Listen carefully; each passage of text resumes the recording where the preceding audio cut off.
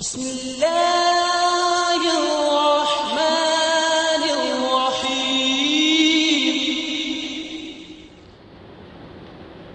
صحیح بخاری صحیح مسلم میں رسول اللہ صلی اللہ علیہ وسلم نے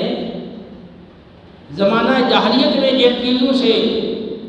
لوگ برا شگون اور بدفعلی اور نحوست مراد لیتے تھے اس کی نفی فرمائی، فرمایا کہ نحوست کوئی چیز نہیں ہے۔ تو یہ زمانہ جاہلیت کے لوگ وہ مختلف چیزوں سے برا شگون لیتے تھے، دائیں طرف سے پرندہ آ کر بیٹھ گیا یا اڑ گیا، یا بائیں طرف کوئی پرندہ بیٹھ گیا یا اڑ گیا، تو کیسے وہ سمجھتے تھے بھی اب ہمیں یہ کام کرنا چاہیے یا نہیں کرنا چاہیے، یہ کام کرنا ہمارے لیے اچھا ہوگا، یہ کام کرنا برا ہوگا۔ مختلف وہ چیزوں سے برا شگون لیتے تھے، اچھی بری فعال وہ لیتے تھے۔ تو نبی کریم علیہ السلام نے اس کی نفی فرمائی ہے کہ یہ نحوست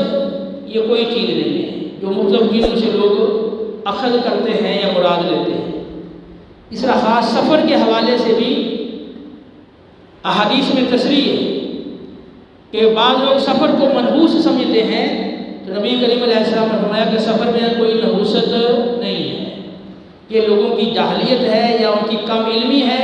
جس کی وجہ سے وہ سفر کو منحوس سمجھتے ہیں۔ نحوست تو لوگوں کے اپنے عمل کی وجہ سے آتی ہے،